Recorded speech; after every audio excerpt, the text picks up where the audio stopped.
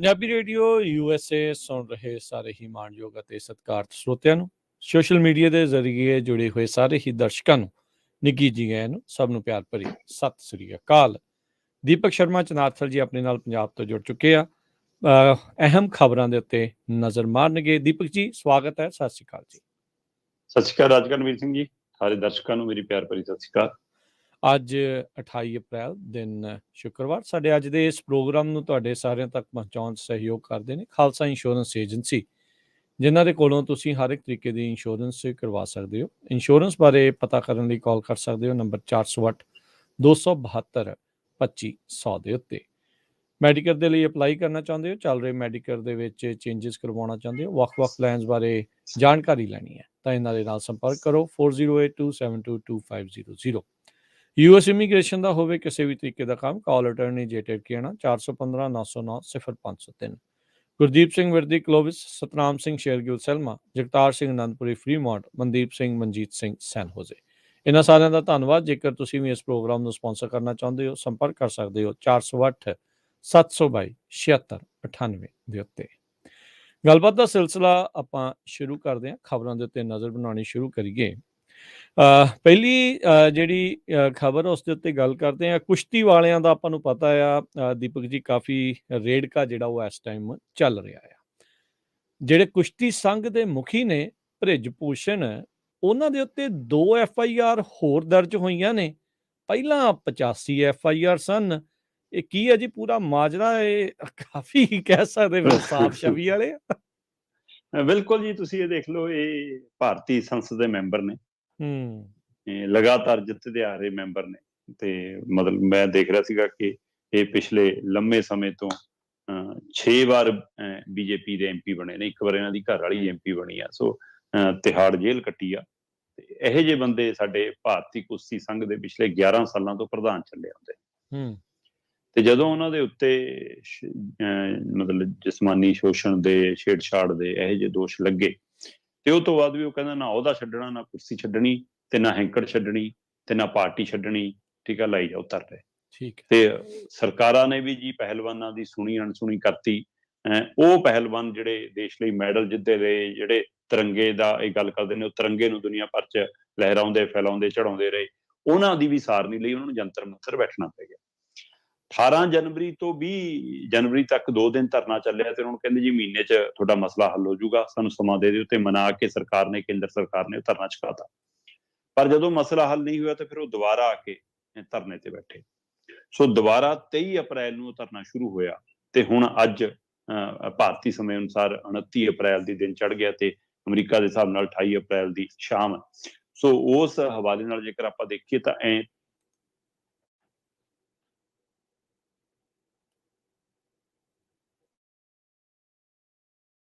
ਜ਼ਿਕਰ ਕੀਤਾ ਸੀਗਾ ਕਿ ਐਕਟੀ ਤਰੀਕਾ ਬਦਲਿਆ ਥੋੜਾ ਜਿਹਾ ਧਰਨਾਕਾਰੀ ਪਹਿਲਵਾਨਾਂ ਨੇ। ਉਹਨਾਂ ਨੇ ਬਕਾਇਦਾ ਟੀਮਾਂ ਬਣਾਈਆਂ। ਇੱਕ ਟੀਮ ਬਣਾਈ ਕਿ ਜਿਹੜੀ ਸਿਰਫ ਧਰਨੇ ਦਾ ਪ੍ਰਬੰਧ ਦੇਖੂਗੀ। ਇੱਕ ਟੀਮ ਬਣਾਈ ਜਿਹੜਾ ਐਕਟੀ ਖੁੱਲਾ ਸੱਦਾ ਕਿ ਰਾਜਨੀਤਿਕ ਧਿਰਾਂ ਵੀ ਆਉਣ, ਜਿਹੜਾ ਕਿਉਂਕਿ ਪਿਛਲੀ ਵਾਰ ਬਰਿੰਦਾ ਕਰਤਾ ਸੀ, ਉਹਨੂੰ ਸਟੇਜ ਤੋਂ ਲਾਤਾ ਸੀਗਾ, ਕੋਈ ਰਾਜਨੀਤਿਕ ਧਿਰ ਨਹੀਂ। ਪਰ ਇਸ ਵਾਰ ਕਹਿੰਦੇ ਖੁੱਲਾ ਸੱਦਾ। ਇੱਕ ਟੀਮ ਉਹਨਾਂ ਦਾ ਪ੍ਰਬੰਧ ਦੇਖੂਗੀ, ਇੱਕ ਟੀਮ ਮੀਡੀਆ ਨੂੰ ਮੈਨੇਜ ਕਰੂਗੀ, ਔਰ ਇੱਕ ਟੀਮ ਕੋਰਟ ਦਾ ਰੁਖ ਕਰੂਗੀ, ਕਾਨੂੰਨੀ ਦਾ ਪੇਚ ਦੇ ਹਵਾਲੇ ਜੀ।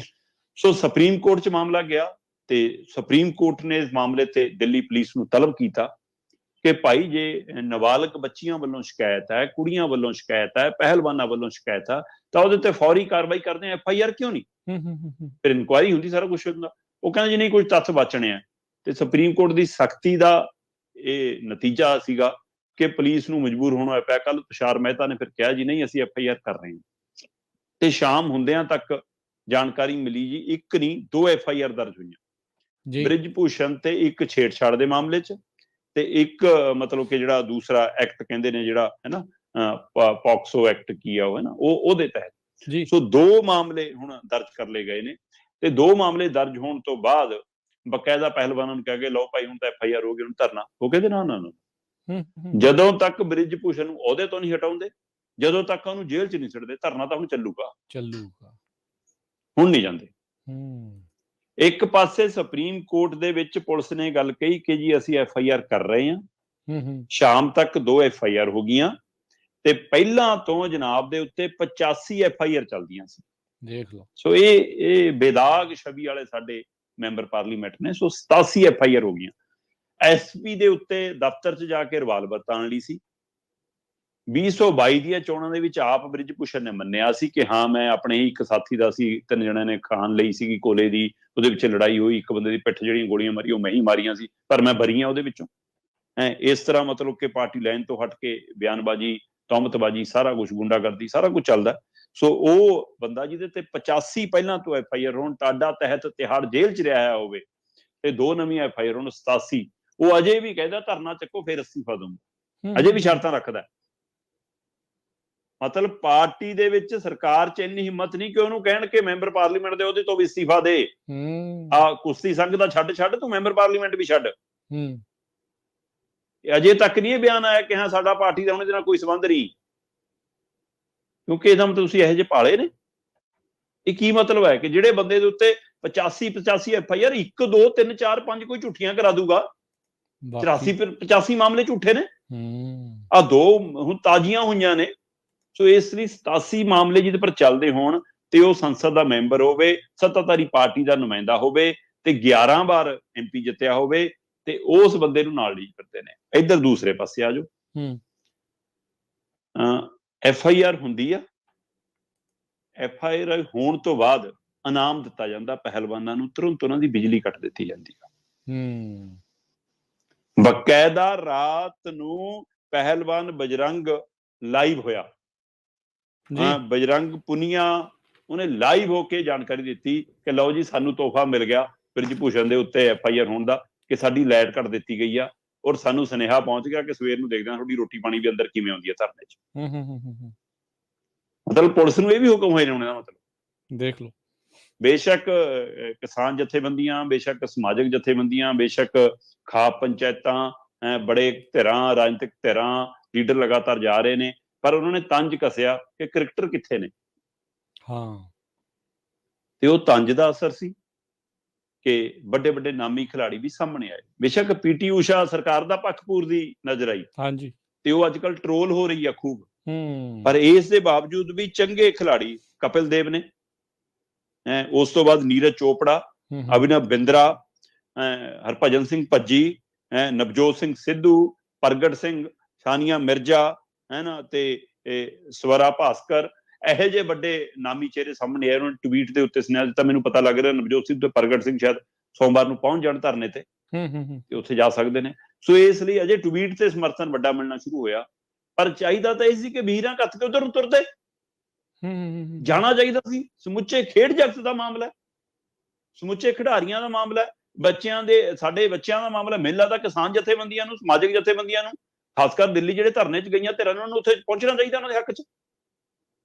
ਸੋ ਇਸ ਲਈ UP, ਰਾਜਸਥਾਨ, ਹਰਿਆਣਾ, ਪੰਜਾਬ ਤਾਂ ਉੱਥੇ ਨਜ਼ਰ ਆਉਣਾ ਚਾਹੀਦਾ। ਚਲੋ ਫਿਰ ਵੀ ਜਿਨ੍ਹਾਂ ਨੇ ਹਰਾ ਨਾਰਾ ਮਾਰਿਆ ਉਹਨਾਂ ਦੇ ਹਵਾਲੇ ਨਾਲ ਵੀ ਹੌਸਲਾ, ਉਹ ਪਹਿਲਵਾਨ ਉੱਥੇ ਹੀ ਪ੍ਰੈਕਟਿਸ ਕਰਦੇ ਨੇ, ਉੱਥੇ ਹੀ ਦੁੱਧ ਮਲਾਈ ਛਕ ਰਹੇ ਨੇ, ਤੇ ਉੱਥੇ ਹੀ ਉਹ ਫਿਰ ਪਸੀਨੇ ਵਾਲੀਆਂ ਟੀ-ਸ਼ਰਟਾਂ ਨਿਚੋੜ ਕੇ ਦਿਖਾਉਂਦੇ ਨੇ ਕਿ ਇਹ ਪਸੀਨਾ ਆਏ ਨਹੀਂ ਮੈਦਾਨ 'ਚ ਬਹਾਇਆ, ਤੁਹਾਡੇ ਵਾਂਗ ਸਰਕਾਰੀ ਰੁਤਬੇ ਨਹੀਂ ਲਏ। ਸੋ ਇਸ ਲਈ ਉਹ ਕਹਿੰਦੇ ਆਰ ਪਾਰ ਦੀ ਲੜਾਈ ਹੈ ਜੀ। FIR ਸਾਡੀ ਪਹਿਲੀ ਜਿੱਤ ਹੈ ਜੇ, ਪਰ ਇਹ ਜਿੱਤ ਬਹੁਤ ਦੂਰ ਹੈ। ਜਦੋਂ ਤੱਕ ਬ੍ਰਿਜ ਭੂਸ਼ਣ ਨੂੰ ਉਹਦੇ ਅਹੁਦੇ ਤੋਂ ਨਹੀਂ ਲਾਂਭੇ ਕਰਦੇ, ਭਾਰਤੀ ਕੁਸ਼ਤੀ ਸੰਘ ਤੋਂ ਪਰਾਂ ਨਹੀਂ ਹਟਾਉਂਦੇ, ਦੁਬਾਰਾ ਤੋਂ ਅਸੀਂ ਤਦ ਤੱਕ ਨਾ ਮੈਦਾਨ 'ਚ ਆਵਾਂਗੇ, ਨਾ ਧਰਨਾ ਚੁੱਕਾਂਗੇ, ਤੇ ਜਦੋਂ ਤੱਕ ਉਸ ਨੂੰ ਸਲਾਖਾ ਵਿੱਚ ਨਹੀਂ ਭੇਜਦੇ ਤਦ ਤੱਕ ਸਾਡਾ ਧਰਨਾ ਜਾਰੀ ਆ। ਸੋ ਬੇਸ਼ੱਕ ਉਹਦੇ ਪਰ ਦਿੱਲੀ ਪੁਲਿਸ ਨੇ 2 FIR ਕਰ ਦਿੱਤੀਆਂ, ਸੋ ਇਹੋ ਜਿਹੀਆਂ ਤਾਂ ਅਗਲਾ ਕਹਿੰਦਾ ਮੇਰੇ ਤੇ ਪਹਿਲਾਂ 85 ਸੀ, ਕੀ ਫਰਕ ਪੈਂਦਾ। ਜੀ ਜੀ ਬਿਲਕੁਲ। ਪੂਨੀਆ ਦੀ ਤੁਸੀਂ ਗੱਲ ਕਰ ਰਹੇ ਹੋ, ਪਹਿਲਾਂ ਮੋਦੀ ਹੁਣਾਂ ਦੇ ਨਾਲ ਟਵਿੱਟਰ ਦੇ ਉੱਤੇ ਕਵਰ ਫੋਟੋ ਉਹਨਾਂ ਨੇ ਹਟਾਤੀ। ਫੋਗਟ ਹੁਣਾਂ ਦਾ ਵੀ ਯਾਦ ਆਉਂਦਾ ਜਦੋਂ ਕਿਸਾਨੀ ਸੰਘਰਸ਼ ਚੱਲਦਾ ਸੀ ਨਾ, ਉਦੋਂ ਉਲਟ ਬੋਲਦੇ ਸੀਗੇ, ਉਦੋਂ ਵੀ ਲੋਕ ਕਹਿੰਦੇ ਸੀਗੇ ਵੀ ਭਾਈ ਏਦਾਂ ਨਹੀਂ ਕਹਿਣਾ ਚਾਹੀਦਾ, ਪਤਾ ਨਹੀਂ ਹੁੰਦਾ ਕਦੋਂ ਕਿਹਦੀ ਲੋੜ ਪੈ ਜਾਂਦੀ ਆ। ਪਰ ਫਿਰ ਵੀ ਲੋਕ ਚੰਗੇ ਨੇ ਜਿਹੜੇ ਇਹਨਾਂ ਦੀ ਸਪੋਰਟ ਕਰ ਰਹੇ ਆ, ਡਟੇ ਨੇ। ਮਾੜੇ ਨੂੰ ਮਾੜਾ ਹੀ ਜਿਹੜਾ ਉਹ ਕਹਿਣਾ ਚਾਹੀਦਾ। ਇਸੇ ਲਈ ਸਰਕਾਰਾਂ ਦੇ ਨਾਲ ਨਾ ਏਦਾਂ ਹੀ ਅੱਖਾਂ ਮੀਟ ਕੇ ਨਹੀਂ ਖੜਨਾ ਚਾਹੀਦਾ। ਇਹ ਮੌਕਾ ਬਣੀ ਜਾਂਦਾ ਹੁੰਦਾ ਕਿਤੇ ਨਾ ਕਿਤੇ। ਸੱਤਾ ਹੀ ਹੁੰਦੀ ਹੈ ਜਨਾਬ, ਲੋਕਾਂ ਦੀ ਨਹੀਂ ਹੋਈ ਉਹ। ਜੀ ਜੀ ਜੀ। ਅਗਲੀ ਆਪਾਂ ਦੀਪਕ ਜੀ ਗੱਲ ਕਰਦੇ ਜਾਈਏ, ਇਹ ਵੀ ਇੱਕ ਗੰਭੀਰ ਜਿਹੜਾ ਉਹ ਮਾਮਲਾ ਆ, ਉਹ ਕਣਕ ਨੂੰ ਲੈ ਕੇ ਕਈ ਤਰੀਕੇ ਦੀਆਂ ਗੱਲਾਂ ਚੱਲਦੀਆਂ ਰਹਿੰਦੀਆਂ। ਇਸ ਵਾਰ ਆਪਾਂ ਦੇਖਿਆ ਕਣਕ ਜਿਹੜੀ ਪੈਦਾਵਾਰ ਜਿਹੜੀ ਹੋਈ ਆ, ਮੀਂਹਾਂ ਦੇ ਨਾਲ, ਮੌਸਮ ਦੇ ਨਾਲ ਕਈ ਮੁਸ਼ਕਿਲਾਂ ਦਾ ਸਾਹਮਣਾ ਕਰਨਾ ਪਿਆ। ਇੱਕ ਪਾਸੇ ਜਦੋਂ ਟੈਸਟ ਹੁੰਦੇ ਆ, ਕਈ ਤਰੀਕੇ ਦੀਆਂ ਚੀਜ਼ਾਂ, ਤੱਥ ਸਾਹਮਣੇ ਆਉਂਦੇ ਆ, ਰਿਪੋਰਟ ਆ ਰਹੀ ਹੈ, ਕਹਿੰਦੇ ਵੀ ਪੰਜਾਬ ਦੀ 90% ਕਣਕ ਫੇਲ ਆ, ਪਰ ਵੋਟਾਂ ਲੈਣ ਦੇ ਲਈ ਪਾਸ ਆ। ਬਿਲਕੁਲ ਰਾਜਕਰਨਵੀਰ ਸਿੰਘ ਜੀ, ਇਹ ਗੱਲ ਤੁਹਾਡੀ ਦਰੁਸਤ ਆ।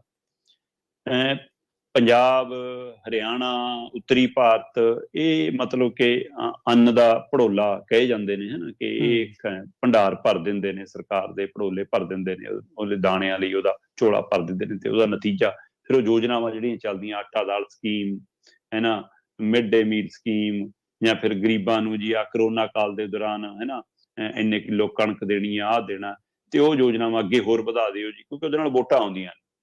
ਸੋ ਇਸ ਲਈ ਉਹ ਵੋਟਾਂ ਲੈਣ ਦਾ ਫਾਰਮੂਲਾ ਬਰਕਰਾਰ ਹੈ ਇਹ, ਪਰ ਉਹਦੇ ਵਿਚਾਲੇ ਜਦੋਂ ਇਸ ਵਾਰ ਕਣਕ ਦਾ ਸੀਜ਼ਨ ਆਇਆ ਤੇ ਬਕਾਇਦਾ ਜਦੋਂ ਇਹ ਪਤਾ ਲੱਗਾ ਕਿ ਮੌਸਮ ਦੀ ਮਾਰ ਪਈ ਹੈ, ਚਾਹੇ ਉਹ ਹਰਿਆਣਾ, ਚਾਹੇ ਪੰਜਾਬ ਆ, ਚਾਹੇ ਰਾਜਸਥਾਨ ਹੈ, ਨੇੜਲੇ ਨਾ ਖੇਤਰਾਂ, ਦਿੱਲੀ ਖੇਤਰਾਂ ਤੱਕ, ਕਿ ਹਾਂ ਜੀ ਬੇਮੌਸਮਾ ਮੀਂਹ ਖਾਸਾ ਵਰਿਆ, ਹਵਾ ਹਨੇਰੀ ਖਾਸੀ ਚੱਲੀ, ਗੜੇਮਾਰੀ ਖਾਸੀ ਹੋ ਗਈ, ਉਹਦਾ ਨਤੀਜਾ ਫਸਲ ਵਿਛ ਗਈ, ਹੈ ਨਾ, ਦਾਣਾ ਸੁੰਗੜ ਗਿਆ, ਮੋਜੂ ਹੋ ਗਿਆ, ਬਦਰੰਗ ਹੋ ਗਿਆ, ਟੁੱਟ ਗਿਆ। ਤੇ ਇਹਦੇ ਉੱਤੇ ਰਾਹਤ ਭੇਜੀ ਫਿਰ ਕੇਂਦਰ ਨੇ।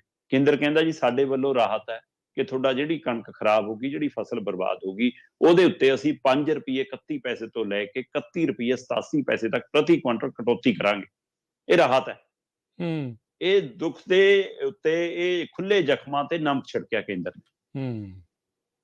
ਪਰ ਕੁਦਰਤ ਦੇ ਰੰਗ ਨੇ ਇਹ, ਕਿ ਜਿਹੜੇ ਕੁਦਰਤ ਦੀ ਮਾਰ ਅਸੀਂ ਝੱਲ ਰਹੇ ਸੀਗੇ, ਉਸੇ ਕੁਦਰਤ ਦਾ ਰੰਗ ਦੇਖੋ ਕਿ ਇਸ ਵਾਰ ਰਿਕਾਰਡ ਤੋੜ ਪੈਦਾਵਾਰ ਹੋਈ ਹੈ। ਤਾਂ ਜੀ ਮੰਡੀਆਂ 'ਚ ਢੇਰ ਲੱਗ ਗਏ, ਸਰਕਾਰ ਤੋਂ ਲਿਫਟਿੰਗ ਨਹੀਂ ਹੋ ਰਹੀ, ਸਰਕਾਰ ਤੋਂ ਕਣਕ ਚੱਕ ਨਹੀਂ ਹੋ ਰਹੀ। ਬੇਸ਼ੱਕ ਹੁਣ ਲਗਭਗ ਸਿਰੇ ਤੇ ਆ ਕੰਮ ਮੰਡੀਆਂ ਦਾ, ਲਗਭਗ ਕਣਕ ਦੀ ਵਾਢੀ ਨਿਬੜ ਗਈ ਆ, ਫਿਰ ਵੀ ਬਹੁਤ ਧੀਮੀ ਗਤੀ 'ਚ ਥੋੜਾ ਬਹੁਤ ਅਨਾਜ ਜਦੋਂ ਮੰਡੀਆਂ 'ਚ ਆਉਂਦਾ, ਸਿੱਟਣ ਨੂੰ ਥਾਂ ਨਹੀਂ ਗੀ। ਮੈਂ ਸਿੱਟਣ ਨੂੰ ਅਜੇ ਵੀ ਸ਼ਬਦ ਇਸ ਲਈ ਵਰਤ ਰਿਹਾ ਕਿਉਂਕਿ ਸਰਕਾਰ ਮੁੱਲ ਨਹੀਂ ਪੂਰਾ ਪਾਉਂਦੀ। ਠੀਕ ਹੈ, ਤੇ ਸਿੱਟ ਕੇ ਹੀ ਆਉਣੀ ਪੈਂਦੀ ਆ ਉੱਥੇ। ਸਹੀ ਗੱਲ।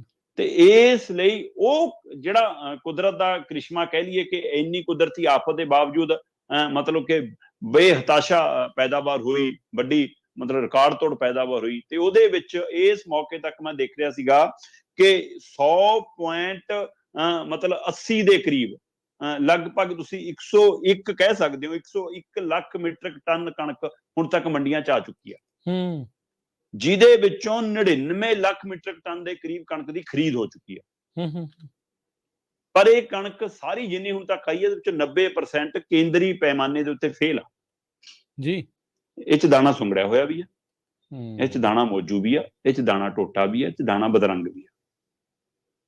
ਹੁਣ ਆਪਾਂ ਪਹਿਲਾਂ ਵੀ ਗੱਲ ਕਰ ਰਹੇ ਸੀ ਕਿ ਕਿਸਾਨਾਂ ਨੇ ਘਰਾਂ 'ਚ ਮਸ਼ੀਨਾਂ ਤਾਂ ਲਾਈਆਂ ਨਹੀਂ ਹੋਈਆਂ ਜੀ, ਤੇ ਦਾਣੇ ਦਾ ਸਾਂਚਾ ਫਿੱਟ ਕੀਤਾ, ਖੱਡੀ ਤਾਂ ਬਣਾਈ ਨਹੀਂ ਹੋਈ ਕੋਈ ਦਾਣੇ ਦੀ, ਹੈ ਨਾ, ਕੋਈ ਉਹ ਤਾਂ ਹੈ ਨਹੀਂਗਾ ਕਿ ਹਾਂ ਮਸ਼ੀਨਾਂ ਦੇ ਉਹਦੇ ਰਾਹੀਂ ਦਾਣੇ ਇਕਸਾਰ ਨਿਕਲਣਗੇ, ਸਾਈਜ਼ ਵਾਈਜ਼ ਨਿਕਲਣਗੇ, ਜਾਂ ਇਹੀ ਰੰਗ ਚੜਾਉਣਾ ਕਿ ਰੰਗ ਘੱਟ ਪੈ ਗਿਆ ਉੱਥੇ ਪ੍ਰਿੰਟਿੰਗ ਮਸ਼ੀਨ 'ਚ, ਕਿ ਹਾਂ ਰੰਗ ਵੱਧ ਪਾ ਦਿਓ ਦਾਣਾ ਕਣਕ। ਸੋ ਇਹ ਕੁਦਰਤ ਦੇ ਹਵਾਲੇ ਨਾਲ ਹੈ, ਸਾਰਾ ਕੁਛ ਹੈ ਜੋ ਹੈ। ਤੇ ਸਰਕਾਰ ਹੁਣ 90% ਦੀ ਕਮੀ ਦੇ ਹਵਾਲੇ ਨਾਲ ਬਕਾਇਦਾ ਕੇਂਦਰ 5 ਰੁਪਏ 31 ਪੈਸੇ ਤੋਂ ਲੈ ਕੇ 31 ਰੁਪਏ 87 ਪੈਸੇ ਪ੍ਰਤੀ ਕੁਇੰਟਲ ਦੇ ਹਿਸਾਬ ਨਾਲ ਕਟੌਤੀ ਕਰਕੇ ਪੈਸੇ ਭੇਜ ਰਹੀ ਹੈ। ਤੇ ਉਹ ਕਟੌਤੀ ਬਰਕਰਾਰ ਹੈ, ਤੇ ਉਹਨਾਂ ਦੇ ਹਿਸਾਬ ਨਾਲ 90% ਸਾਡੀ ਕਣਕ ਫੇਲ ਆ, ਪਰ 99 ਲੱਖ ਮੀਟ੍ਰਿਕ ਟਨ ਤੱਕ ਹੁਣ ਤੱਕ ਕਣਕ ਦੀ ਖਰੀਦ ਲਗਭਗ ਹੋ ਗਈ ਆ। 101 ਲੱਖ ਮੀਟ੍ਰਿਕ ਟਨ ਕਣਕ ਤੋਂ ਵੱਧ ਦੀ ਆਮਦ ਹੋ ਗਈ ਆ। ਕਣਕ ਖਰੀਦ ਵੀ ਲਈ, ਪਰ ਇਹ ਖਾਮੀ ਹੈ ਜੀ, ਇਹ ਫੇਲ ਹੈ।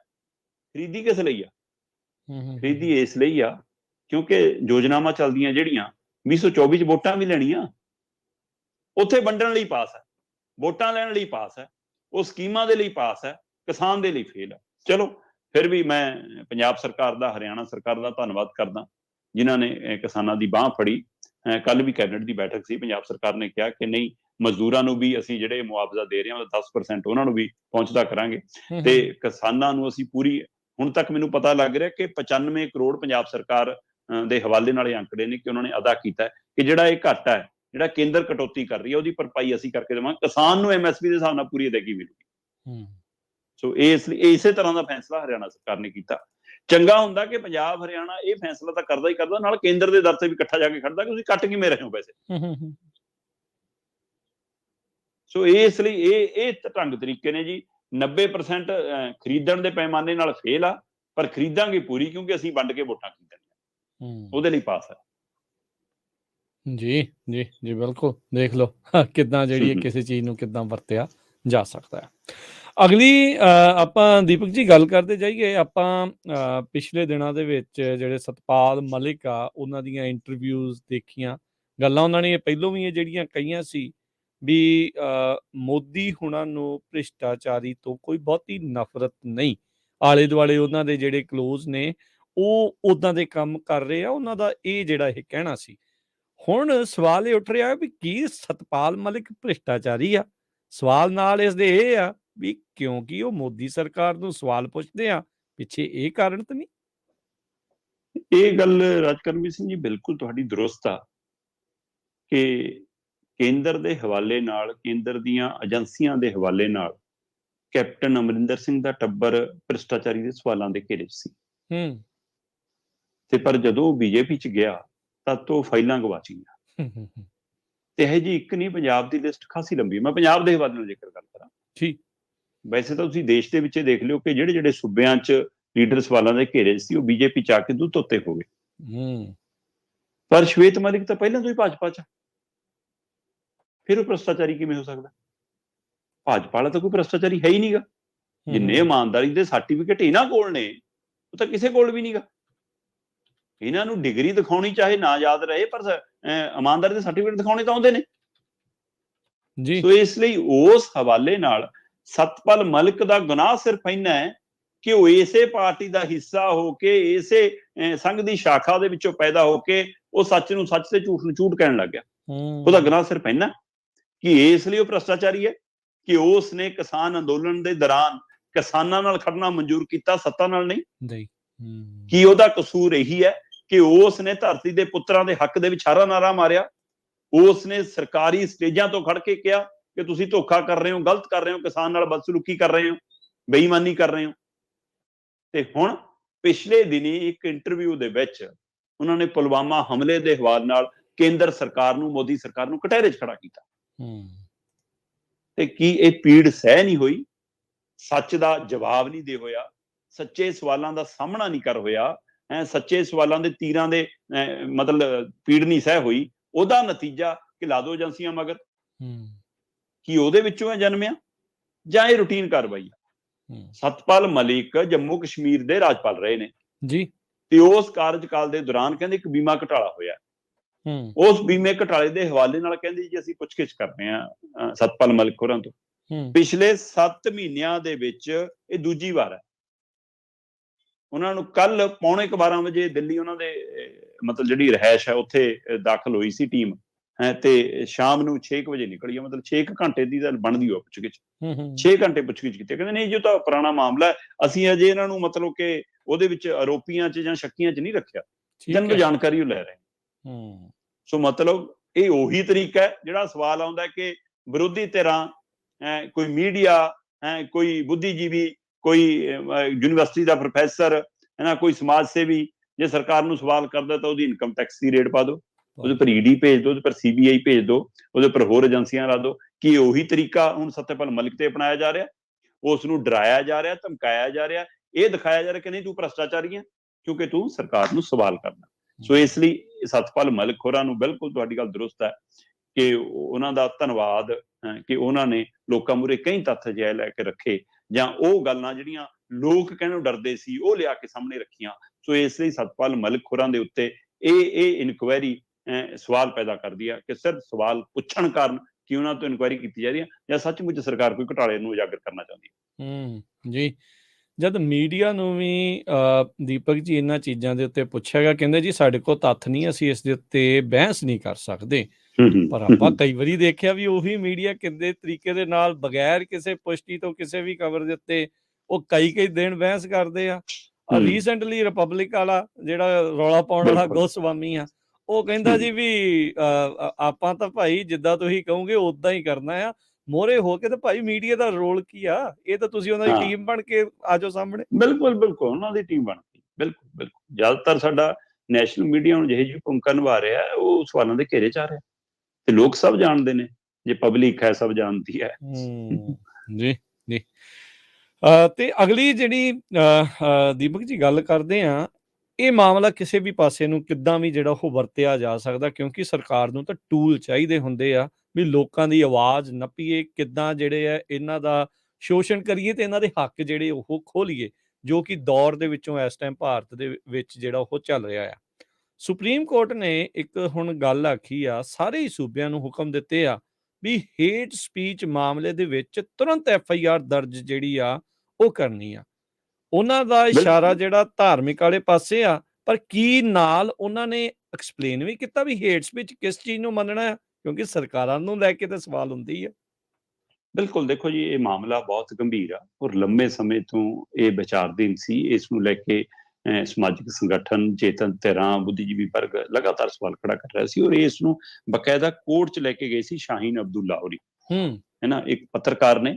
ਉਹ ਇਹ ਮਾਮਲੇ ਨੂੰ ਅਦਾਲਤ 'ਚ ਲੈ ਕੇ ਗਏ ਸੀ ਔਰ ਇਹ ਮਾਮਲਾ ਇੰਨਾ ਗੰਭੀਰ ਸੀ ਕਿ ਅਦਾਲਤ ਨੇ ਇਹਦੀ ਸੁਣਵਾਈ ਕਰਦਿਆਂ ਹੁਕਮ ਜਾਰੀ ਕਰਤੇ ਸੀਗੇ ਕਿ ਯੂਪੀ ਪੁਲਿਸ ਨੂੰ, ਦਿੱਲੀ ਪੁਲਿਸ ਨੂੰ ਤੇ ਉੱਤਰਾਖੰਡ ਨੂੰ, 3 ਸੂਬਿਆਂ ਨੂੰ, ਦਿੱਲੀ, ਉੱਤਰਾਖੰਡ ਔਰ ਯੂਪੀ ਨੂੰ ਹਦਾਇਤ ਜਾਰੀ ਹੋ ਗਈ ਸੀ ਕਿ ਬਿਨਾਂ ਕੋਈ ਧਰਮ ਦੇਖਿਆ, ਬਿਨਾਂ ਕੋਈ ਜਾਤ ਦੇਖਿਆ, ਜਿਹੜਾ ਵੀ ਹੇਟ ਸਪੀਚ ਬੋਲਦਾ, ਕੋੜੇ ਬੋਲ ਬੋਲਦਾ, ਇੱਕ ਦੂਜੇ ਤੇ ਨਿੱਜੀ ਟਿੱਪਣੀ ਕਰਦਾ, ਧਾਰਮਿਕ ਧਰਮ ਦੇ ਉੱਤੇ ਕਿਸੇ ਤੇ ਹਮਲੇ ਕਰਦਾ, ਉਹ ਤੇ ਤੁਰੰਤ FIR ਕਰੋ, ਤੁਰੰਤ ਕਾਰਵਾਈ ਜੀ। ਪਰ ਹੁਣ ਇਹ ਮਾਮਲਾ ਜਦੋਂ ਅੱਗੇ ਵਧਿਆ, ਦੁਬਾਰਾ ਇਹ ਮਾਮਲਾ ਫਿਰ ਮਤਲਬ ਅਦਾਲਤ ਦੇ ਨਜ਼ਰ 'ਚ ਗਿਆ ਤਾਂ ਬਕਾਇਦਾ ਸੁਪਰੀਮ ਕੋਰਟ ਨੇ ਹੁਣ ਭਾਰਤ ਦੇ ਸਾਰੇ ਸੂਬਿਆਂ ਨੂੰ ਹਦਾਇਤ ਜਾਰੀ ਕਰਤੀ ਕਿ ਹੇਟ ਸਪੀਚ ਮਾਮਲੇ ਦੇ ਵਿੱਚ ਬਿਨਾਂ ਕੋਈ ਧਰਮ ਦੀ ਪਰਵਾਹ ਕਰਿਆ ਤੁਰੰਤ FIR ਕਰੋ।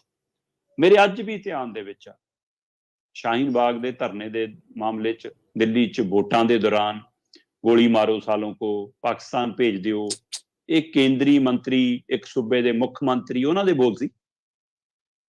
ਕੀ ਉਹਨਾਂ ਤੇ ਕਾਰਵਾਈ ਹੁਣ ਹੋਏਗੀ ਜਾਂ ਅੱਜ ਦੀ ਤਰੀਕ ਤੋਂ ਸ਼ੁਰੂ ਕਰਨਾ ਕਿ ਕਿਹਨੇ ਕੀ ਬੋਲਿਆ? ਜੇਕਰ ਕੱਲੇ ਸ਼ੁਰੂ ਕਰਨਾ ਹੈ ਤਾਂ ਫਿਰ ਕੋਈ ਪ੍ਰਧਾਨ ਮੰਤਰੀ ਨੂੰ ਕਹਿੰਦਾ ਕਿ ਜ਼ਹਿਰੀਲਾ ਸੱਪ ਹੈ, ਕੋਈ ਸੋਨੀਆ ਗਾਂਧੀ ਨੂੰ ਕਹਿੰਦਾ ਇਹ ਨਾਗਣ ਹੈ ਜ਼ਹਿਰੀਲੀ, ਹੈ ਨਾ। ਸੋ ਇਸ ਲਈ ਜਿਹੜੇ ਇਹੋ ਜਿਹੇ ਬੋਲ ਨੇ, ਇਹ ਕੀ ਨੇ? ਫਿਰ ਇਹ ਕਿਹੋ ਜਿਹੀਆਂ ਟਿੱਪਣੀਆਂ ਨੇ? ਤੁਸੀਂ ਤੱਥਾਂ ਦੇ ਆਧਾਰ ਤੇ, ਤੁਸੀਂ ਉਹਨਾਂ ਦੀਆਂ ਹਰਕਤਾਂ ਦੇ ਆਧਾਰ ਤੇ, ਤੁਸੀਂ ਉਹਨਾਂ ਦੇ ਕੰਮਾਂ ਦੇ ਆਧਾਰ ਤੇ, ਉਹਨਾਂ ਦੇ ਸੱਚ ਝੂਠ ਦੇ ਆਧਾਰ ਤੇ ਕਿਉਂ ਨਹੀਂ ਚਰਚਾ ਕਰਦੇ? ਇਹੋ ਜਿਹੇ ਸ਼ਬਦ ਤੁਸੀਂ ਬੋਲ ਕੇ ਕਿਹੜੀ ਆਪਣੀ ਮਹਾਨਤਾ ਸਾਬਤ ਕਰਦੇ ਹੋ? ਸੋ ਇਸ ਹਵਾਲੇ ਨਾਲ ਹੁਣ ਇਹ ਗੱਲ ਤੁਹਾਡੀ ਬਿਲਕੁਲ ਦਰੁਸਤ ਹੈ ਕਿ ਸੁਪਰੀਮ ਕੋਰਟ ਦੀ ਮਨਸ਼ਾ ਬੜੀ ਸਾਫ਼ ਹੈ। ਸੁਪਰੀਮ ਕੋਰਟ ਦਾ ਇਰਾਦਾ ਬਹੁਤ ਸਾਫ਼ ਹੈ। ਉਹਦੇ ਪਿੱਛੇ ਉਹਨਾਂ ਦਾ ਸਾਫ਼ ਹੈ ਕਿ ਧਰਮ ਦੇ ਨਾਂ ਤੇ ਗੱਲ ਤੇ ਤੁਸੀਂ ਸਰਕਾਰ ਨੂੰ ਸਵਾਲ ਕਰ ਲਓ ਤਾਂ ਤੁਸੀਂ ਦੇਸ਼ ਵਿਰੋਧੀ ਹੋ, ਤੁਸੀਂ ਦੇਸ਼ ਧਰੋਹੀ ਹੋ, ਚਲੇ ਜਾਓ ਪਾਕਿਸਤਾਨ। ਸੋ ਅਜਿਹੀ ਚੀਜ਼ ਨੂੰ ਠੱਲ ਪਾਉਣ ਦੇ ਲਈ ਸੁਪਰੀਮ ਕੋਰਟ ਨੇ ਹਦਾਇਤ ਕੀਤੀ ਹੈ ਕਿ ਬਕਾਇਦਾ ਹਰ ਸੂਬੇ ਨੂੰ ਇਹ ਪਹੁੰਚ ਕਰੋ, ਹਰ ਸੂਬੇ ਨੂੰ ਹਦਾਇਤ ਜਾਰੀ ਕਰੋ ਔਰ ਸੂਬਿਆਂ ਨੂੰ ਕਹਿਤਾ ਕਿ ਤੁਰੰਤ ਆਪਣੇ ਅਫਸਰਾਂ ਨੂੰ ਇਹ ਨਿਰਦੇਸ਼ ਦਿਓ, ਤੁਰੰਤ ਪੁਲਿਸ ਨੂੰ ਇਹ ਜਾਣਕਾਰੀ ਦਿਓ ਕਿ ਜਿਹੜਾ ਵੀ ਅਜਿਹਾ ਕੋਈ ਬੋਲਦਾ ਹੈ ਉਹ ਕਿਸੇ ਧਰਮ ਨਾਲ ਸੰਬੰਧਿਤ ਹੋਵੇ ਔਰ ਕਿਸੇ ਧਰਮ ਬਾਰੇ ਬੋਲੇ, ਉਹਦੇ ਤੁਰੰਤ ਕਾਰਵਾਈ ਕਰਨੀ ਹੈ। ਪਰ ਇੱਥੇ ਤੁਹਾਡੀ ਗੱਲ ਬਿਲਕੁਲ ਦਰੁਸਤ ਹੈ ਕਿ ਸਰਕਾਰਾਂ ਨੂੰ, ਪ੍ਰਸ਼ਾਸਨ ਨੂੰ, ਪੁਲਿਸ ਨੂੰ ਤਾਂ ਟੂਲ ਦੀ ਲੋੜ ਹੁੰਦੀ ਹੈ। ਪੁਲਿਸ ਨੂੰ ਤੁਸੀਂ ਇਹ ਕਹਿ ਕੇ ਸੜਕ ਤੇ ਖੜਾ ਦਿਓ ਕਿ ਭਾਈ ਇੱਥੇ ਤੂੰ ਨਾ ਜਿਹੜਾ ਟ੍ਰੈਫਿਕ ਆ ਉਹ ਦਰੁਸਤ ਕਰਾਉਣਾ। ਉਹ ਟ੍ਰੈਫਿਕ ਨਹੀਂ ਦਰੁਸਤ ਕਰਾਉਂਦਾ, ਉਹ ਲਾਲ ਬੱਤੀ ਟੱਪਣ ਵਾਲਾ, ਕਿਸੇ ਦੀ ਲਾਈਟ ਟੁੱਟੀ ਆ, ਕਿਸੇ ਨੇ ਮਤਲਬ ਕਿ ਨੰਬਰ ਪਲੇਟ ਨਹੀਂ ਠੀਕ ਲਾਈ, ਉਹਨਾਂ ਤੇ ਨਿਗਾਹ ਰੱਖਦਾ ਉਹ, ਕਿਉਂਕਿ ਉਹਨੂੰ ਤਾਂ ਹੁੰਦਾ ਕਿ ਚਲਾਨ ਕੱਟਣ ਦੇ ਬਹਾਨੇ ਰੋਕੂਗਾ, 1000 ਦਾ ਚਲਾਨ, ਅੱਛਾ 500 ਛੁਟਕਾਰਾ ਹੁੰਦਾ, ਚੱਲ। ਸੋ ਇਸ ਲਈ ਖੜਾ ਆ ਕਿਸ ਕੰਮ ਲਈ? ਇਹ ਕਰਨਾ ਕੀ ਆ? ਆਹੀ ਸਾਡੇ ਪ੍ਰਸ਼ਾਸਨ ਦਾ, ਸਿਸਟਮ ਦਾ, ਸਰਕਾਰਾਂ ਦਾ ਹਾਲ ਇਹੀ ਆ ਕਿ ਜਿਹੜੇ ਕੰਮ ਲਈ ਉਹਨਾਂ ਨੂੰ ਹੁਕਮ ਦਿੱਤਾ ਜਾਂਦਾ ਉਹਨੂੰ ਲਾਂਭੇ ਰੱਖ ਕੇ ਆਪਣੇ ਨਿੱਜੀ ਮੁਹਾਜ਼ ਪਾਲ ਲੈਂਦੇ ਨੇ। ਹੁਣ ਇਹਦੀ ਆੜ ਦੇ ਵਿੱਚ ਕਿਤੇ ਇਹ ਨਾ ਹੋਵੇ ਕਿ ਜਿਹੜੇ ਲੋਕ ਸੂਬਿਆਂ 'ਚ ਸਰਕਾਰਾਂ ਨੂੰ ਸਵਾਲ ਕਰਦੇ ਨੇ, ਜਿਹੜੇ ਲੋਕ ਕੇਂਦਰ 'ਚ ਸਰਕਾਰ ਕਰਦੇ ਨੇ, ਜਿਹੜੇ ਆਪਣੇ ਪੇਜਾਂ ਤੇ, ਸੋਸ਼ਲ ਮੀਡੀਆ ਤੇ ਲਿਖ ਕੇ ਸਵਾਲ ਕਰਦੇ ਨੇ, ਜਿਹੜੇ ਕੋਈ ਸਰਕਾਰ ਦੀਆਂ ਖਾਮੀਆਂ ਗਣਾਉਂਦੇ ਨੇ, ਕਿਤੇ ਉਹਨਾਂ ਨੂੰ ਕਹਿਣ ਜੀ ਹੇਟ ਸਪੀਚ ਹੈ, ਇਹ ਜੀ ਪ੍ਰਧਾਨ ਮੰਤਰੀ ਨੂੰ ਸਵਾਲ ਕਰ ਲਿਆ, ਇਹ ਮੁੱਖ ਮੰਤਰੀ ਨੂੰ ਸਵਾਲ ਕਰ ਲਿਆ ਜੀ, ਇਹ ਸਾਡੇ ਮੁੰਡੇ ਦੇ ਬਾਰੇ ਬੋਲਤਾ ਜੀ, ਇਹ ਸਾਡੀ ਕੁੜੀ ਬਾਰੇ ਬੋਲਤਾ ਜੀ, ਇਹ ਉਹਨੂੰ ਅਹੁਦਾ ਦਿੱਤਾ ਜੀ, ਫੇਰ ਕੀ ਹੋ ਗਿਆ ਜੇ ਮੈਂ ਆਪਣਾ ਭਾਣਜਾ ਵੀ ਅਹੁਦੇ ਤੇ ਲਾਤਾ, ਮੈਂ ਆਪਣਾ ਮੁੰਡਾ ਵੀ ਅਹੁਦੇ। ਹੁਣ ਵਾਲੀ ਸਰਕਾਰ ਦਾ ਵੀ ਹਾਲ ਇਹੀ ਆ। ਕੱਲ ਦਾ ਰੌਲਾ ਪਈ ਜਾਂਦਾ 2 ਜਣਿਆਂ ਦਾ ਕਿ ਜੀ ਆਪਣੇ ਹੀ ਮੁੰਡੇ ਆਪਣੇ ਭਾਣਜੇ ਲਾ ਲਈ ਜੀ PHE। ਸੋ ਇਸ ਲਈ ਜੇ ਹੁਣ ਤੁਸੀਂ ਉਹ ਸਵਾਲ ਕਰੋ ਤਾਂ ਕੱਲ ਨੂੰ ਇਹ ਨਾ ਕਹਿਣ ਜੀ ਇਹ ਤਾਂ ਦੇਖੋ ਜੀ ਇਹ ਤਾਂ ਹੇਟ ਸਪੀਚ ਆ। ਸੋ ਇਸ ਲਈ ਪੰਜਾਬ ਦੇ ਵਿੱਚ ਪੁਲਿਸ ਨੇ ਕਿਵੇਂ ਸਰਕਾਰੀ ਹੁਕਮਾਂ ਦੀ ਦੁਰਵਰਤੋਂ ਕੀਤੀ ਉਹ ਅਸੀਂ ਪਿਛਲਾ ਦੌਰ ਦੇਖਿਆ। ਉਹ ਇਸੇ ਲਈ ਆ ਹੁਣ ਵਾਲੇ ਐਪੀਸੋਡ 'ਚ ਇਹੀ ਫਿਕਰਮੰਦੀ ਸੀ ਕਿ ਕਿਤੇ ਪੁਲਿਸ ਨੂੰ ਖੁੱਲੇ ਹੱਥ ਦੇ ਕੇ ਨਵਾਂ ਕੋਈ ਅਧਿਆਇ ਨਾ ਲਿਖਾ ਲਵੇ ਪੰਜਾਬ। ਸੋ ਇਸ ਲਈ ਉਸੇ ਤਰ੍ਹਾਂ ਹੁਣ ਸੁਪਰੀਮ ਕੋਰਟ ਦੀ ਹਦਾਇਤ ਬੜੀ ਸਪਸ਼ਟ ਔਰ ਸਾਫ਼ ਆ, ਪਰ ਜਿਹੜੇ ਹੁਕਮਾਂ ਦੀ ਤੁਸੀਂ ਗੱਲ ਕਰਦੇ ਹੋ ਚਾਹੇ ਉਹ ਜਿੰਨੀ ਸਪਸ਼ਟਤਾ ਨਾਲ ਪਰਿਭਾਸ਼ਾ ਦੇ ਦੇਣ ਹੇਟ ਸਪੀਚ ਦੀ, ਉਹ ਪਰਿਭਾਸ਼ਾ ਵਾਲਾ ਕਾਗਜ਼ ਨਹੀਂ ਲੱਭਣਾ, ਹੁਕਮ ਸਿਰਫ ਇੰਨਾ ਹੀ ਲੱਭਣਾ ਕਿ ਕੋਰਟ ਨੇ ਕਿਹਾ ਜੀ ਕਿ ਤੁਰੰਤ FIR ਕਰੋ ਜਿਹੜਾ ਕੋਈ ਪੁੱਠਾ ਸਿੱਧਾ ਬੋਲਦਾ। ਹੁਣ ਹੂੰ ਪੁੱਠਾ ਸਿੱਧਾ ਬੋਲਦਾ ਜਿਹੜੀ ਮਰਜ਼ੀ ਪਰਿਭਾਸ਼ਾ ਲਾਈ ਜਾਣ। ਫਿਰ ਇਸ ਲਈ ਇਸ ਤਰੀਕੇ ਨਾਲ ਸਰਕਾਰਾਂ ਆਪਣੇ ਖਿਲਾਫ ਉੱਠਣ ਵਾਲੀਆਂ ਖੁਦ ਨੂੰ ਸਵਾਲ ਕਰਨ ਵਾਲੀਆਂ ਆਵਾਜ਼ਾਂ ਨੂੰ ਡਰਾਉਣ ਦਾ, ਧਮਕਾਉਣ ਦਾ, ਚੁੱਪ ਕਰਾਉਣ ਦਾ ਇੱਕ ਨਵਾਂ ਤਰੀਕਾ ਨਾ ਲੱਭ ਲੈਣ। ਇਹ ਫਿਕਰਮੰਦੀ ਜ਼ਰੂਰ ਖੜੀ ਆ, ਪਰ ਸੁਪਰੀਮ ਕੋਰਟ ਦਾ ਇਹ ਉਪਰਾਲਾ ਬਹੁਤ ਸ਼ਲਾਘਾਯੋਗ ਆ। ਪਿਛਲੇ ਦਿਨਾਂ ਦੇ ਵਿੱਚ ਸੱਤਾਧਾਰੀ ਧਿਰ ਵੱਲੋਂ ਜਿਹੇ ਜਿਹੇ ਬੋਲ ਇੱਕ ਧਰਮ ਨੂੰ, ਇੱਕ ਫਿਰਕੇ ਨੂੰ, ਇੱਕ ਸਮਾਜ ਨੂੰ ਲੈ ਕੇ ਖਾਸ ਕਰ ਇੱਕ ਨਰੇਟਿਵ ਉਸਾਰਿਆ ਜਾ ਰਿਹਾ ਸੀ, ਉਸ ਨੂੰ ਠੱਲ ਪੈਣ ਦੀ ਆਸ। ਜੀ ਜੀ ਬਿਲਕੁਲ, ਪਰ ਇਹ ਪਹਿਲੀ ਵਾਰੀ ਨਹੀਂ ਨਾ ਹੋਊਗਾ ਸੁਪਰੀਮ ਕੋਰਟ ਦੇ ਦਿੱਤੇ ਗਏ ਆਦੇਸ਼, ਜਾਂ ਇੱਥੋਂ ਤੱਕ ਕਿ ਇਹ ਤਾਂ ਉਹਨਾਂ ਨੇ ਕਿਹਾ ਵੀ ਇਦਾਂ ਕਰੋ, ਉਹ ਤੇ ਆਦੇਸ਼ਾਂ ਨੂੰ ਨਹੀਂ ਕਈ ਵਾਰੀ ਮੰਨਦੇ। ਸੋ ਇਹ ਦੇਖਣਾ ਹੋਊਗਾ ਦੀਪਕ ਜੀ ਵੀ ਅਸਲ 'ਚ ਇਸ ਦੇ ਉੱਤੇ ਵੀ ਕਿੰਨਾ ਕੁ ਜਿਹੜਾ ਉਹ ਫੁੱਲ ਝਾੜਦੇ। ਅਗਲੀ ਗੱਲ ਕਰੀਏ, ਬੜੀ ਹੈਰਾਨੀ ਜੀ ਵਾਲੀ ਜਿਹੜੀ ਇਹ ਖਬਰ ਆ, ਬੰਦਾ ਸੋਚਦਾ ਰਹਿੰਦਾ ਵੀ ਕੀ ਕੁਝ ਚੱਲਦਾ ਰਹਿੰਦਾ ਦੁਨੀਆ 'ਚ। ਬੜੇ ਅਵੱਲੇ ਤਰ੍ਹਾਂ ਦੇ ਲੋਕ ਨੇ, ਅਵੱਲੀਆਂ ਗੱਲਾਂ ਹੁੰਦੀਆਂ ਰਹਿੰਦੀਆਂ। ਮੁੱਖ ਮੰਤਰੀ ਦੇ ਕੋਲ ਕਹਿੰਦੇ ਸ਼ਿਕਾਇਤ ਪਹੁੰਚੀ ਆ, ਇੱਕ ਜਣਾ ਆਖ ਰਿਹਾ, ਕਹਿੰਦਾ ਹਰ ਸਾਲ 3 ਵਾਰ ਮੈਨੂੰ ਸੱਪ ਡੰਗ ਲੈਂਦਾ। ਬਿਲਕੁਲ ਜੀ, ਇਹ ਬੜਾ ਇੱਕ ਹੈਰਾਨੀਜਨਕ ਔਰ ਨਵੇਕਲਾ ਵਰਤਾਰਾ ਸਾਹਮਣੇ ਆਇਆ ਕਿ ਇੱਕ ਬੰਦਾ ਮੁੱਖ ਮੰਤਰੀ ਕੋਲ ਸ਼ਿਕਾਇਤ ਲੈ ਕੇ ਪਹੁੰਚਿਆ ਕਿ ਜਨਾਬ ਮੇਰਾ ਛੁਟਕਾਰਾ ਕਰਾਓ, ਪਿਛਲੇ 22 ਸਾਲਾਂ 'ਚ 64 ਵਾਰ ਮੈਨੂੰ ਸੱਪ ਨੇ ਕੱਟ ਲਿਆ। 22 64 ਲਗਭਗ ਔਸਤ 3 ਦੇ ਨੇੜੇ ਜਾਂਦੀ ਆ, ਮਤਲਬ 66 ਵਾਰ ਬਣਦਾ 22 ਸਾਲਾਂ 'ਚ ਹਰ ਸਾਲ, ਮਤਲਬ ਹਰ ਸਾਲ 3 ਵਾਰ ਉਹਨੂੰ ਸੱਪ ਕੱਟ ਲੈਂਦਾ, ਔਸਤ ਤੇ ਨਿਕਲਦੀ ਆ। ਪਰ ਮੈਂ ਪਿਛਲਾ ਰਿਕਾਰਡ ਦੇਖ ਰਿਹਾ ਸੀਗਾ, ਉਹ ਕਹਿੰਦਾ ਕਿ ਪਿਛਲੇ 6 ਮਹੀਨਿਆਂ 'ਚ 5 ਵਾਰ ਕੱਟ ਲਿਆ। ਉਹ ਲਗਭਗ ਜ਼ਿਆਦਾਤਰ ਵਾਰ ਕਹਿੰਦਾ ਪੈਰ ਤੇ ਹੀ ਕੱਟਦਾ ਸੱਪ ਮੈਨੂੰ, ਹਰ ਵਾਰੀ। ਤੇ ਕਹਿੰਦਾ 1-2 ਵਾਰ ਸ਼ੁਰੂ ਤਾਂ ਲੱਗਿਆ ਕਿ ਚੱਲ ਰੂਟੀਨ 'ਚ ਹੋ ਗਿਆ, ਤੇ ਪਰ ਕਹਿੰਦਾ ਜਦੋਂ ਹਰ ਸਾਲ ਇਹ ਹੋਣ ਲੱਗ ਗਿਆ, ਸਾਲ 'ਚ 2-2 ਵਾਰ 3-3 ਵਾਰ, ਫਿਰ ਆ ਪਿਛਲੇ 6 ਮਹੀਨੇ ਤਾਂ ਲਗਾਤਾਰ, ਉਹਨੂੰ ਕੁਝ ਸਮਝੋ, ਕਹਿੰਦਾ ਮੈਂ ਮਾਨਸਿਕ ਰੋਗੀ ਹੁੰਦਾ ਜਾ ਰਿਹਾ, TB ਦਾ ਇਲਾਜ ਮੇਰਾ ਪਹਿਲਾਂ ਚੱਲਦਾ, BPL ਗਰੀਬ ਪਰਿਵਾਰ ਆ ਮੈਂ, ਦਵਾਈ ਖਾਣੋਂ ਮਤਲਬ ਔਖਾ ਹੈ, ਤੇ ਆਖਰ ਉਹਨੂੰ ਕੁਝ ਨਹੀਂ ਸੁਝਿਆ, ਤੇ ਉਹ ਫਿਰ ਜਿਹੜੀ CM ਵਿੰਡੋ ਹੁੰਦੀ ਹੈ, ਸ਼ਿਕਾਇਤ ਵਿੰਡੋ, ਉੱਥੇ ਪਹੁੰਚ ਗਿਆ। ਇਹ ਮਾਮਲਾ ਪੰਜਾਬ ਦੇ ਗਵਾਂਢੀ ਸੂਬੇ ਹਰਿਆਣੇ ਦਾ ਜੀ। ਹਰਿਆਣੇ ਦੇ ਸੋਨੀਪਤ ਦਾ ਇੱਕ ਵਿਅਕਤੀ ਆ, ਉਹ ਮਨੋਹਰ ਲਾਲ ਖੱਟਰ ਨੂੰ ਸ਼ਿਕਾਇਤ ਦੇਣ ਵਿੰਡੋ ਤੇ ਗਿਆ ਜੀ। ਸੋਨੀਪਤ ਦਾ ਮੰਡੋਰਾ ਪਿੰਡ ਹੈ, ਮੰਡੋਰਾ ਪਿੰਡ ਦਾ ਕਰਮਵੀਰ ਸਿੰਘ ਹੈ, ਤੇ ਕਰਮਵੀਰ ਸਿੰਘ ਕਹਿੰਦਾ ਪਿਛਲੇ 22 ਸਾਲਾਂ 'ਚ 64 ਵਾਰ ਲਗਭਗ ਮੈਨੂੰ ਸੱਪ ਨੇ ਕੱਟ ਲਿਆ, ਤੇ ਮੇਰਾ ਇਹਦਾ ਕੋਈ ਹਿੱਲਾ ਵਸੀਲਾ ਨਹੀਂ ਹੁੰਦਾ।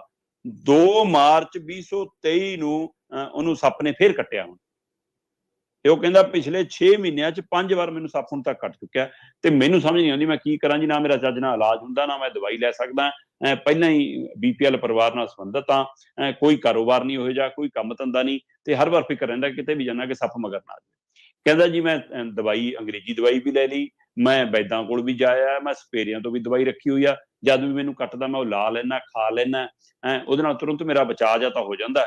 ਪਰ ਮਤਲਬ ਕਿ ਆਹ ਹੁਣ ਨਵਾਂ ਹੀ ਬੱਤੀ ਰਹਿ ਕੇ ਰੁਕਦਾ ਨਹੀਂ। ਕਹਿੰਦਾ ਇੱਕ ਸਪੇਰਾ ਮੈਨੂੰ ਕਹਿੰਦਾ ਕਿ ਭਾਈ ਤੈਨੂੰ ਜਿਹੜਾ ਕੱਟਿਆ ਹੋਊਗਾ ਨਾ, ਉਹ ਸੱਪਣੀ ਹੋਊਗੀ, ਤੇ ਉਹ ਸੱਪਣੀ ਹੋ ਸਕਦਾ ਉਸ ਸਮੇਂ ਗਰਭਵਤੀ ਹੋਵੇ ਜਾਂ ਉਹਨੂੰ ਦਿਨ ਚੜੇ ਹੋਣ। ਕਹਿੰਦਾ ਸੋ ਇਸ ਲਈ ਕਹਿੰਦਾ ਉਹ ਸਮੇਂ ਕੱਟਿਆ ਤਾਂ ਉਹਦੀ ਸਮੈਲ ਹੁਣ ਤੇਰੇ ਅੰਦਰ ਆ, ਕਹਿੰਦਾ ਉਹ ਸਮੈਲ ਕਹਿੰਦਾ ਫਿਰ ਸੱਪਾਂ ਨੂੰ ਤੇਰੇ ਵੱਲ ਖਿੱਚ ਲਿਆਉਂਦੀ ਆ, ਇਹ ਇਸ ਲਈ ਕਹਿੰਦਾ। ਪਰ ਕਹਿੰਦਾ ਕਿ ਉਹ ਵਿਗਿਆਨਕ ਕੋਈ ਮੈਨੂੰ ਕੋਈ ਦੱਸਣ ਨੂੰ ਤਿਆਰ ਨਹੀਂ, ਇਹ ਤਾਂ ਸਪੇਰੇ ਨੇ ਦੱਸੀ ਕਹਾਣੀ ਆ, ਕੀ ਇਹ ਸੱਚ ਆ, ਕੀ ਏਦਾਂ ਹੋ ਰਿਹਾ ਕਿ ਮੇਰੇ ਅੰਦਰ ਉਹ ਸੱਪਣੀ ਦੀ ਖੁਸ਼ਬੂ ਆ ਜਿਹਦੇ ਕਰਕੇ ਸੱਪ ਮੇਰੇ ਵੱਲ ਖਿੱਚੇ ਆਉਂਦੇ ਨੇ ਤੇ ਹਰ ਸਾਲ ਮੇਰੇ ਤੇ ਹਮਲਾ ਕਰਦੇ ਨੇ। ਉਹ ਕਹਿੰਦਾ ਕਿ ਇਹ ਘਟਨਾ ਪਹਿਲੀ ਵਾਰ ਸਨ 2000 'ਚ ਵਾਪਰੀ ਸੀ।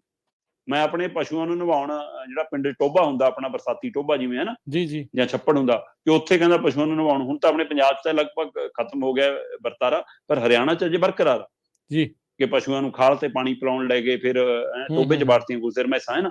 ਸੋ ਇਸ ਲਈ ਕਹਿੰਦਾ ਮੈਂ ਉੱਥੇ ਨਵਾਉਣ ਲੈ ਕੇ ਗਿਆ, ਤੇ ਉੱਥੇ ਕਹਿੰਦਾ ਮੈਨੂੰ ਪਹਿਲੀ ਵਾਰ ਸੱਪ ਨੇ ਸਨ 2000 'ਚ ਕੱਟਿਆ ਸੀ, ਤੇ ਉਹ ਤੋਂ ਬਾਅਦ ਕਹਿੰਦਾ ਹੁਣ ਇਹ ਵਰਤਾਰਾ ਰੁਕੇ ਨਹੀਂ ਰਿਹਾ। 2023 ਆ ਗਈ, 22 ਸਾਲਾਂ 'ਚ 64 ਵਾਰ, ਤੇ ਪਿਛਲੇ 6 ਮਹੀਨਿਆਂ 'ਚ 5 ਵਾਰ ਮੈਨੂੰ ਸੱਪ ਕੱਟ ਚੁੱਕਿਆ।